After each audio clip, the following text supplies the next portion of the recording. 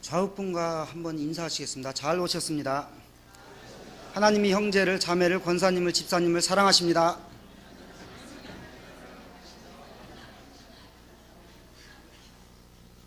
아주 어색해하는 분이 몇 분 계세요. 자, 제가 보기에는요, 교회 부흥이라는 것이 어떤 큰 것에 있지 않다고 봅니다. 옆에 앉은 분끼리 엘리베이터에서 만난 사람처럼 서로 각자 벽을 쳐다보고 그런 데서 부흥이 나오는 것이 아니라 처음 보는 분이라도 한 형제 자매로서 그리스도의 사랑을 나누며 간단한 인사라도, 오늘 옆에 본 분이 처음 본 분이면 다음에는 꼭 먼저 인사하는, 그래서 하나님의 사랑이 조금씩 많아지는 데서 교회의 부흥이 있게 될 줄로 믿습니다. 그런 우리끼리는 잘해야잖아요, 그죠? 우리끼리도 인사 안 하고 애들 말로 뻘쭉하니 그냥 예배 시간 내내 묵례도 안 하고, 그렇지 않고 점점점 우리가 가까이 다가설 수 있는 우리 모두가 될 수 있기를 바랍니다. 오늘 본문의 말씀에 근거해서 능력자로 살라, 이것이 설교의 제목입니다. 좀 명령조라 기분 나쁘신 분은 다시 한번 따라하겠습니다. 능력자로 삽시다. 이것도 영 마음에 안 드는 분은 옆에 분과 다시 한번 능력자로 사세요 하고 인사하시겠습니다.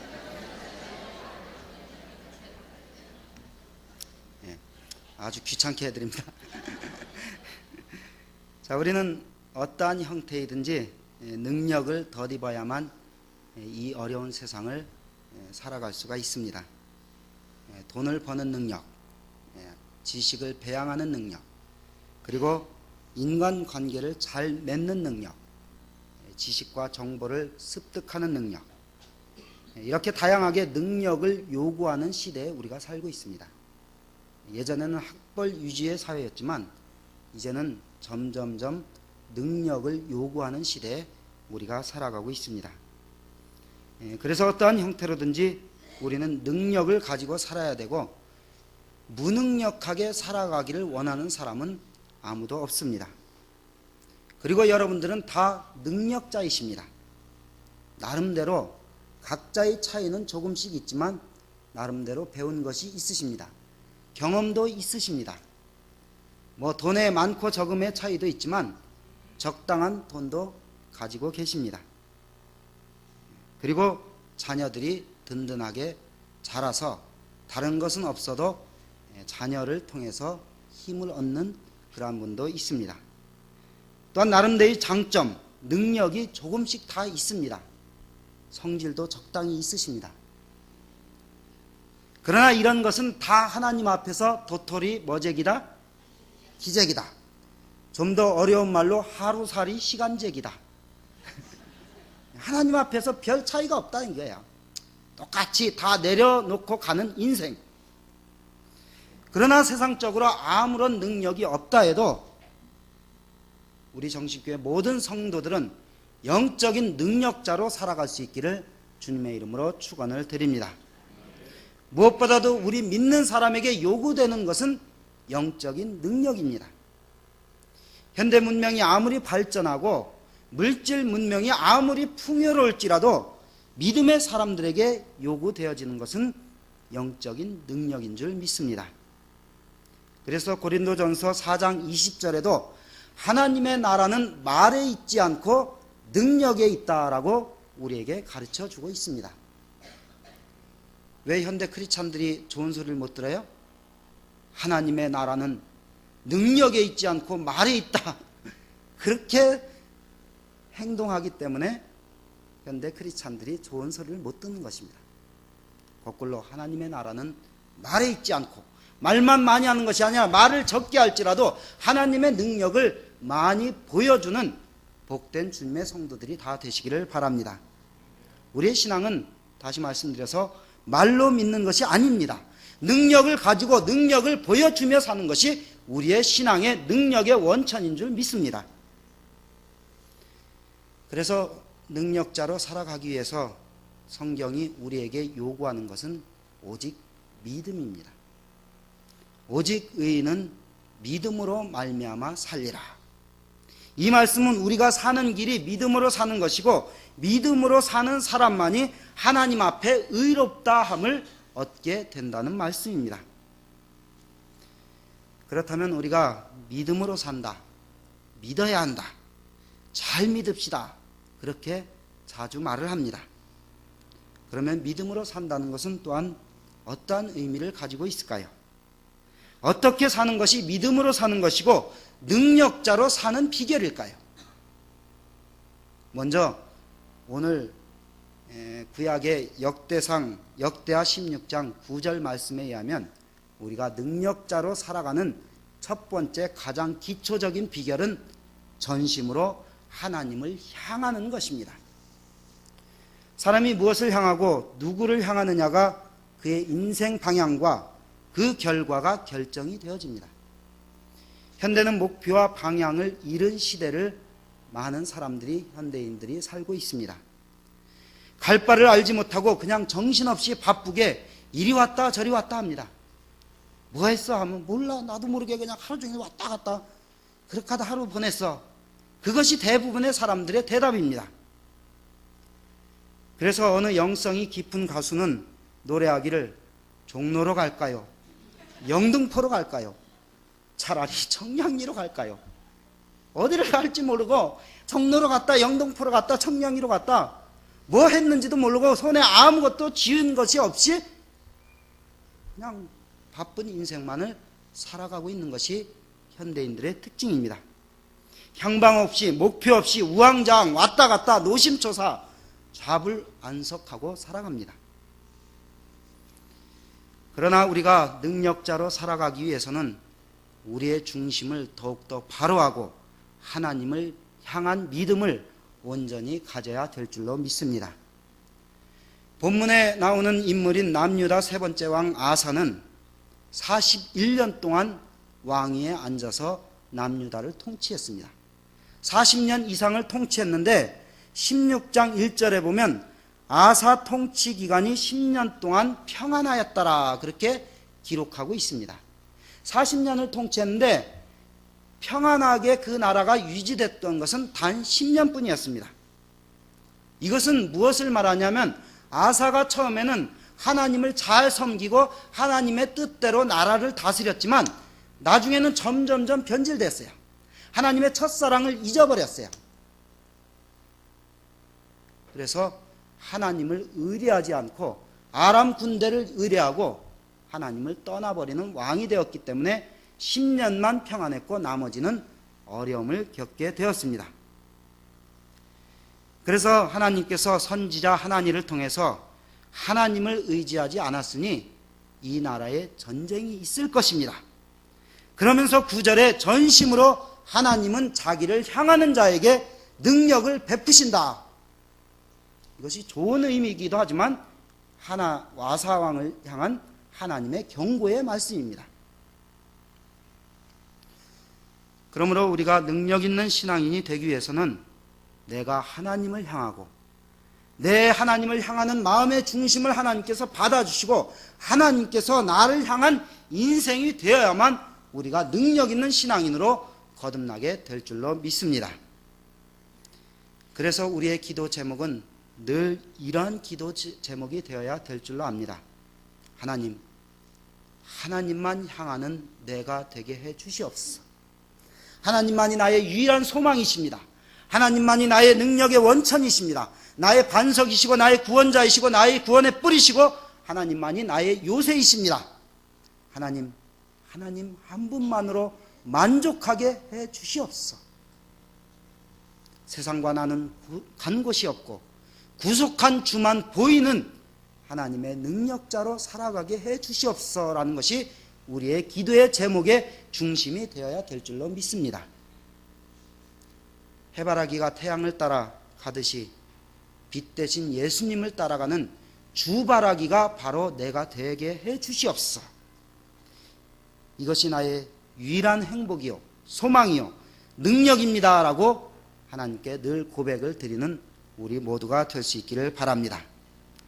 하나님을 향하지도 않고 하나님의 추적을 피해서 숨은 아담과 하와 같은 인생은 자신도 슬프게 되고 하나님도 안타깝게 만드는 인생입니다. 그러면 어떻게 하나님을 향하고 하나님을 찾을 수 있을까요?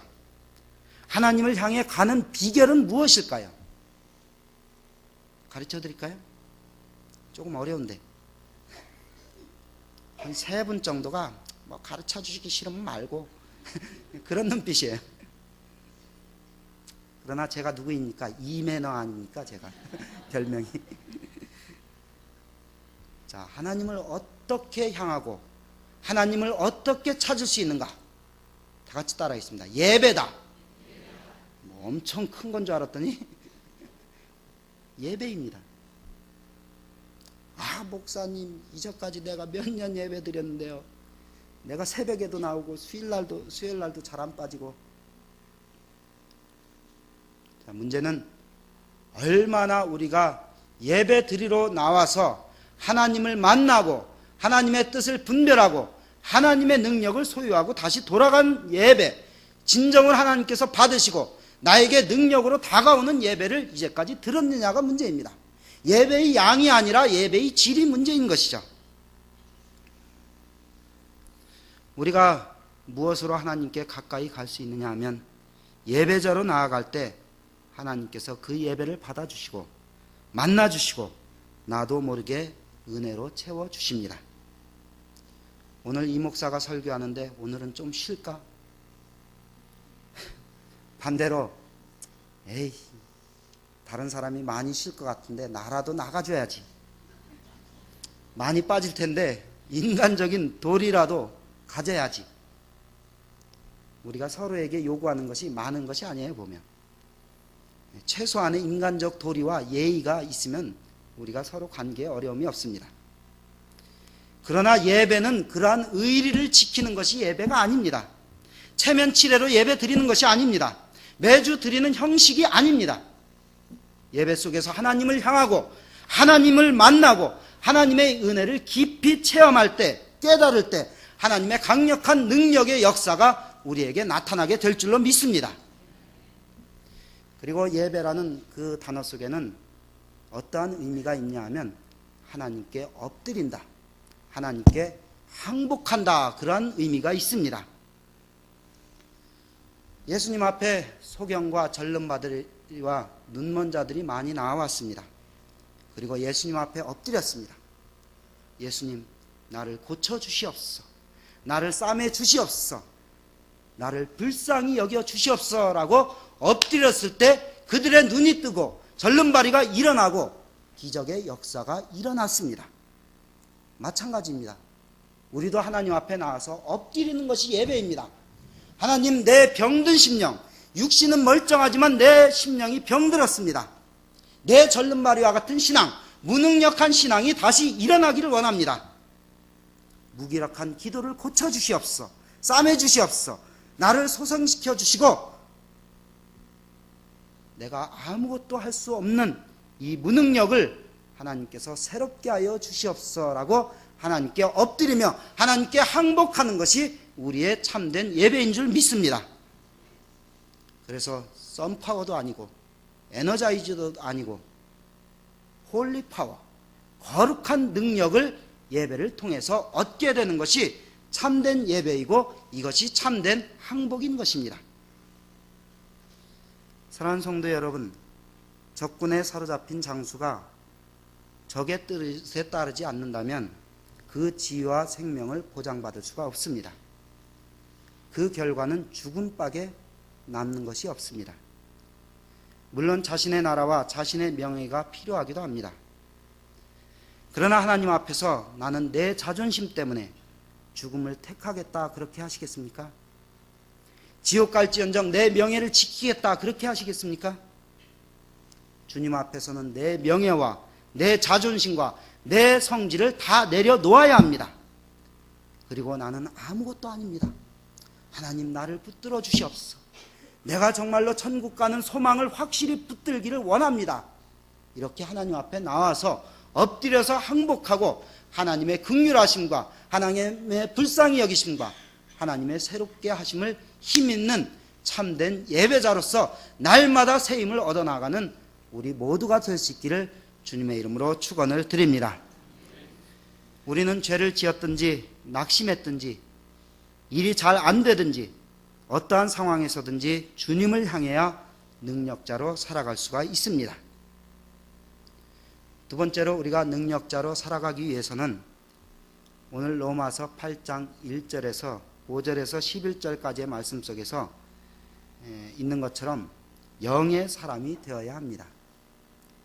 8장 5절에서 11절에 보면 육신의 생각은 사망이요 영의 생각은 생명과 평안이다 라고 말씀하고 있습니다. 이것은 뭐냐 하면 육신의 사람은 죽음을 향해서 사망을 향해서 나아가지만 영의 사람은 생명과 평안을 향해서 나아간다는 것이에요. 세상이 줄 수 없는 평안, 세상이 알 수도 없는 평안과 생명을 향해서 나아가는 사람이 영의 사람이고, 이러한 영의 사람이 능력자로 살아갈 수 있다는 것입니다. 사랑하는 성도 여러분, 그렇기 때문에 이 시간 우리가 나 자신을 돌아보면서 꼭 점검해야 될 것이 있습니다. 나는 육의 사람인가 영의 사람인가? 나는 육의 사람이다 라고 손들어 보라면 손들 분 아무도 없어요. 근데 문제는 뭐냐면 목사인 저 자신부터도 교회에 와서는 영의 사람처럼 말하고 행동하고 찬송하고 기도하고 같이 예배를 드리지만 교회만 나갔다면 육의 소욕이 자꾸 티나온다는 것이에요. 모든 일을 행할 때 영으로서 결정하고 하나님께 묻고 하나님의 뜻을 따라서 우리가 결정하는 것이 아니라 내 뜻과 내 욕심과 육의 소욕을 따라 결정하고 행동한다는 것입니다. 그렇기 때문에 이 시간에도 점검을 하지만 오늘 집에까지만이라도 여러분이 내가 정말로 육의 사람으로 살고 있는가 영의 사람으로 살고 있는가 우리가 늘 점검을 해야 될 줄로 믿습니다. 다시 말씀드리지만 나는 영의 사람인가 육의 사람인가, 하나님의 자녀인가 세상의 자녀인가, 내 인생의 목적과 내 자신이 누구인지 영의 사람으로 하나님의 자녀답게 살고 있는지 내 자아 인식을 분명히 해야 될 것입니다. 그렇지 않으면 성경에 있는 것처럼 내가 살았다 하는 이름은 가졌으나 실상은 죽은 자라는 책망을 우리가 비껴갈 수가 없게 되는 것이죠. 감자 삼형제가 있습니다. 부모가 다 돌아가셨어요. 그래서 형제끼리 셋이 사는데 주변에서 부모가 없으니까 계속 놀려대요. 니들이 돌멩이냐 진흙덩어리냐 계속 놀려대요. 그러니까 너무 놀림을 받아서 그런지 자신들도 혼동이 되는 거예요. 우리가 감자인가 고구마인가 진흙덩인가. 그래서 주변 사람들에게 물어보기 위해서 먼저 찾아간 사람이 최불암한테 찾아갔대요. 최불암한테 찾아가서 최불암 아저씨, 제가 감자예요 고구마예요 뭐예요? 그러니까 최불암 아저씨가 멀끔히 쳐다보더니 파 하고 웃었대요. 그러니까 첫 번째 감자 형이 쇼크로 죽어버렸어요. 대답이 감자로 나올 줄 알았더니 파 하니까 자기들이 정체성이 혼돈이 와갖고서 그 쇼크로 죽어버린 거예요. 그래서 첫째 제일 형님이 죽고 두 번째가 이제는 옆집 슈퍼에 가서 할머니에게 물어봤습니다. 할머니, 저 감자죠? 그렇게 물어봤어요. 그러니까 그 할머니 대답이 오이야.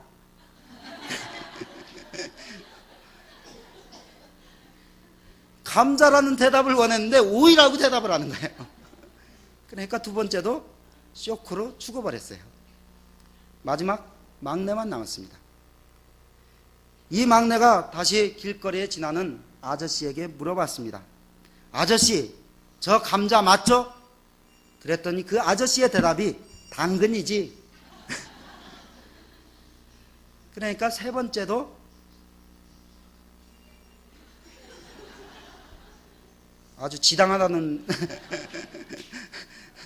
신호가 많이 옵니다. 그래서 세 번째 감자도 쇼크로 죽어버렸습니다. 여러분, 이것은 우스갯소리지만 자신이 누군지 모르는 사람은 죽은 감자와 같은 인생으로 사는 사람입니다. 세상에는 두 종류의 사람이 있습니다. 첫 번째는 영에 속한 사람, 두 번째는 육에 속한 사람. 사랑하는 성도 여러분, 내가 영에 속했는지 육에 속했는지도 모르는 감자와 같은 인생입니까? 아니면 나는 영에 속한 사람이라는 분명한 확신이 우리에게 있습니까? 나의 나됨에 대한 분명한 정체성이 우리에게 있어야 될 줄로 믿습니다. 로마서 8장 10절에 그리스도의 영이 없으면 그리스도의 사람이 아니니라. 하나님의 영이 없어요. 교회는 나오는데 문의는 크리스찬인데 내용은 크리스찬이 아니에요. 교회만 왔다 갔다 해요.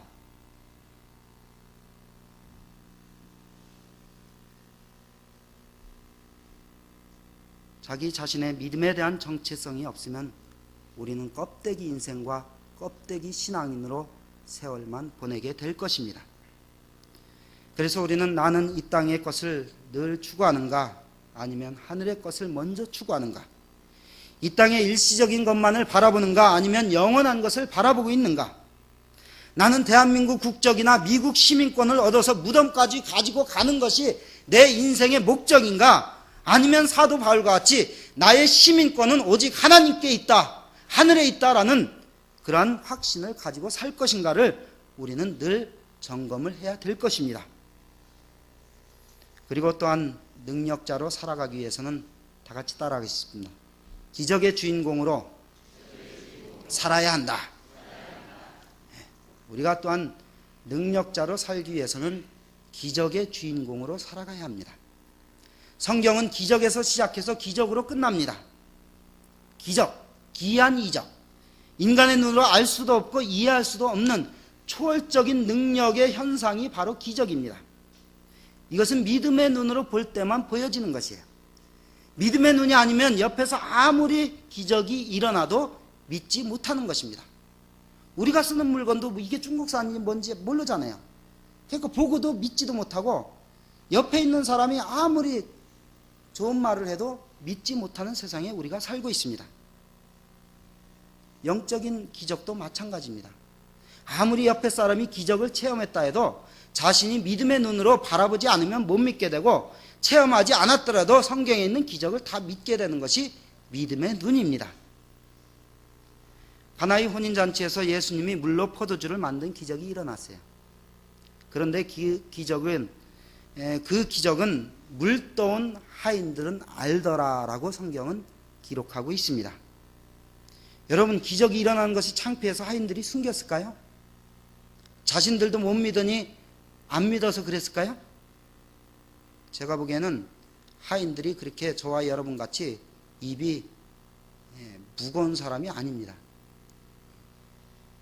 그들이 기적을 체험해서 많은 사람들에게 알려주려고 했지만 믿지 않으니까 자신들만 알더라, 자신들만 믿더라라고 성경은 기록하고 있는 것입니다. 하나님의 천지창조, 성육신, 부활, 재림, 이것을 이해하고 믿으려면 자손 대대로 못 믿습니다. 믿고 이해하면 수천 대까지라도 믿을 수가 있습니다. 사랑하는 성도 여러분, 이 시간 여러분에게 바라기는 믿음의 눈이 열려서 능력자로 살아가는 가운데 여러분이 기적을 믿고 여러분 자신도 기적을 체험하는 기적의 주인공으로 살아갈 수 있기를 바랍니다. 성경의 기적을 맛보는 주인공들처럼 여러분도 기적을 맛보시기를 바랍니다. 신유의 기적, 병 고치는 기적을 맛보시는 능력자들이 다 되시기를 바랍니다. 방언과 성령의 불같은 역사를 모두가 체험하는 우리 모두가 될 수 있기를 주님의 이름으로 축원을 드립니다. 예수님의 부활이 여러분의 부활로 이어지는 그러한 것을 마지막에 맛보시는 우리가 될 수 있기를 바랍니다. 그러나 여러분, 이 시간 한 가지 꼭 기억하십시오. 우리에게 있어 가장 큰 기적은 신유의 기적, 병 고치는 기적, 부활의 기적, 안진뱅이가 일어나는 기적, 소경이 눈 뜨는 기적이 가장 큰 기적이 아니라는 것입니다. 우리에게 있어 가장 큰 기적은 무엇이냐 하면 나 같은 죄인이 예수님을 믿고 구원받은 확신을 갖게 된 믿음을 가졌다는 것이 가장 큰 기적인 줄 믿습니다. 이 구원의 확신이 있다면 그 어떤 기적, 방언, 이적, 눈에 보이는 현상보다 영적인 능력자로 살게 될 수 있는 것입니다. 이 구원의 확신을 흔들 자가 없는 여러분이 능력이 될 수 있기를 바랍니다. 다시 말씀드리지만 우리에게 있어서 가장 큰 기적은 하나님의 은혜, 대속의 은총, 구원의 감격으로 살아가는 것입니다. 나 같은 죄인이 용서함 받아서 주 앞에 옳다함 얻음은 확실히 믿기는 어린 양 예수의 그 피로 속죄함 얻었네. 깡패여 노예상이었던 존 뉴튼이라는 사람은 우연히 길거리에서 부흥 집회에 참석했습니다. 거기서 자신의 죄를 깨닫고 구원의 감격으로 나 같은 죄인 살리신 주 은혜 놀라와 잃었던 생명을 다시 찾았고 하늘의 광명을 얻었네라고 고백하고 있습니다. 그래서 이것이 어메이징 그레이스, 우리가 잘 알고 있는 것이죠. 이것을 전라도 말로 하면 어메진한 거, 어메이징 그레이스, 어메진한 그레이스, 은혜. 그래서 차 중에 제일 좋은 차가 뭔지 아세요? 에쿠스는 애꿎은 사람이 타고 다니는 거고, 소나타는 소나 타고 다니는 거고, 봉고 그레이스가 가장 좋은 차예요. 나 같은 죄인 살리신 그 은혜 놀라와 큰 죄악에서 건지신 주 은혜 놀라와 이제껏 내가 산 것도 주님의 은혜라. 거기서 우리 영혼이 주님의 은혜로 해처럼 밝게 살면서 주 찬양하리라. 이렇게 날마다 구원의 감격을 노래하는 것이 가장 큰 기적입니다. 여러분, 제가 두 가지 찬송을 가르쳐 드렸어요. 오늘 집에 가셔서 어제 본 재방송 드라마를 보시고 개그 콘서트 보시면서 오늘 받은 은혜 다 까먹지 마시고 나 같은 죄인이 용서함 받아서 주 앞에 옳다함 얻음은 속죄함 속죄함 나 같은 죄인 살리신 주 은혜 놀라와 이것을 오늘 저녁에 5번 이상씩 부르시기를 바랍니다. 마음에 와닿지 않는 분은 20번 이상 부르시기를 바랍니다. 마음으로 믿어 의에 이르고 입으로 시인해서 구원에 이른다고 했어요. 자꾸 이러한 찬양을 감격적으로 우리가 은혜를 힘입기를 위해서 부를 때 내게 더 큰 믿음의 확신과 능력이 나타나게 될 줄로 믿습니다. 다시 말씀드리지만 병이 안 나아도 내 눈앞에 기적이 보이지 않아도 이 찬양의 고백만 있으면 기적과 능력의 주인공으로 살 수 있게 되는 것입니다. 이 은혜가, 이 믿음이 없으면 아무런 기적도 따라오지 않고 아무런 기도의 응답도 따라오지 않고 아무런 깨달음과 능력도 우리에게 생기지 않게 되는 것입니다. 그러나 내가 예수 믿고 구원받아 천국 백성이 되었다는 믿음의 확신이 우리가 바로 선다면 다른 기적은 절로 따라오게 될 줄로 믿습니다. 설령 기적이 따르지 않는다 해도 능력자로 살아가게 될 줄로 믿습니다. 사랑하는 성도 여러분, 병 고침을 받아갖고서 밥 몇천 그릇 더 먹고 산다고 그것이 어떤 의미가 있겠습니까? 설령 죽었다 살아난다 할지라도 마지막에는 예수님을 믿지 않고 죽는다 하면 그 기적이 무슨 소용이 있겠습니까? 죽었던 나사로가 예수님의 은혜로 다시 살았어요. 그렇지만 성경에 보면 죽었다 살아난 나사로가 하나님을 위해서, 예수님을 위해서 어떠한 일을 했다라는 기록이 아무것도 없습니다. 예수님의 제자가 3년 동안이나 예수님의 이적과 기적과 표적과 말씀을 들었지만 예수님의 제자들은 예수님이 십자가에 달려 돌아가셨을 때 다 흩어져 버렸습니다. 그 중에 가룟 유다는 예수님을 팔기까지 했습니다. 제가 말씀드리고자 하는 것은 기적도 중요합니다. 체험도 중요하고 방언도 중요합니다. 그러나 이것은 영원한 것이 아니고 또한 이러한 것들은 눈에 보이는 현상은 언젠가는 변질됩니다. 많은 이단들의 교주나 이단을 따라가는 사람들이 어떠한 사람들이냐 하면 하나님의 능력과 기적과 표적을 체험했다는 사람들이 영적으로 교만해져서 이단으로 빠지는 것이에요. 그러나 우리가 영원히 변치 않고 영원한 능력으로 하늘의 소망을 흔들 자가 없는 것은 바로 하나님을 향한 구원, 내가 믿음의 자녀, 하나님의 자녀가 되었다는 확신만이 영원하고 변치 않는 믿음이 되는 것이고, 이것이 능력자로서 계속 살아갈 수 있도록 하는 능력의 원천이 되는 것을 기억하시는 우리 모두가 될 수 있기를 바랍니다. 사랑하는 정신교회 성도 여러분, 언제까지 우리가 세월만 보내시고 있겠습니까? 언제까지 능력이 없는 신앙생활에서 머물러 있으시겠습니까? 이것은 저에 대한 질문입니다. 그리고 우리 모두를 향한 예수님의, 하나님의 질문입니다. 정말로 이 한 해뿐만 아니라 여러분의 남은 생애가 영적인 능력자로 강건하게 주님만을 향하며 주님만을 예배하며 또한 영적인 사람으로 구원의 확신과 하나님의 자녀된 확신의 기적을 체험하며 살아가는 저와 여러분이 다 되시기를 주님의 이름으로 축원을 드립니다. 정말로 이제는 내가 능력자가 되어야 되겠다. 내가 이렇게 무기력한 신앙인으로 살아서는 안 되겠다. 내가 일어나 빛을 발하며 이 어둠을 물리치며 하나님의 권세와 하나님의 능력을 보여주며 살아가겠다 라는 확신과 결단을 가지고 이 어려운 세상을 믿음으로 늘 승리하며 살아가시는 주님의 자녀들이 다 되시기를 주님의 이름으로 축원을 드립니다.